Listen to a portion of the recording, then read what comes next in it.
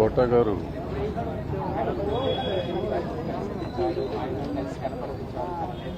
ఎవరు పోయినా మాట్లాడాలంటేనే బాధగా ఉంటుంది. ఎందుకంటే వీళ్ళందరితో ఉన్న అనుబంధం చాలా ఎక్కువ ఒక్కొక్కరితో. కానీ వాళ్ళ కోట గారు నాకు ఆల్మోస్ట్ 86లో అనుకుంటా అరుణకిరణం సినిమాతో పరిచయం. ఆ రోజు నుంచి ఈ రోజు వరకు అన్న అన్ననే ప్రేమగా చూసే మనిషి నా మధ్యలో.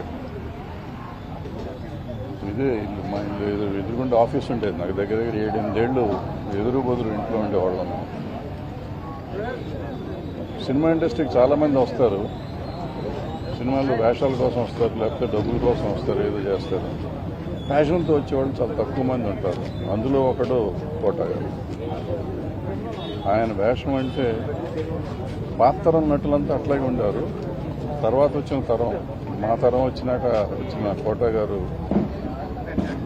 కమిట్మెంట్, క్యారెక్టర్ ఎలా ఉంటుంది, క్యారెక్టర్లో డైలాగ్ మాడ్యులేషన్ ఎట్లా ఉంటుంది, గెటప్ ఎట్లా ఉంటుంది, ఏ క్యారెక్టర్ చేస్తే ఎట్లా అని 750 సినిమాలు చేశాడు. దగ్గర 400 సినిమాలకి ఎప్పటికప్పుడు సెపరేట్గా ఉండేటట్టు చేసిన మనిషి ఆయన.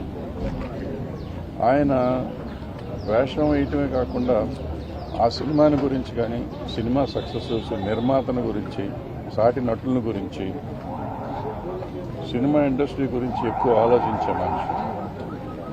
93లో సినిమా ఇండస్ట్రీ అంతా స్ట్రైక్ వెళ్ళిపోయి ఇక్కడి నుంచి చేయకూడదంటే హంగర్ స్ట్రైక్ చేశాడు ఆయన.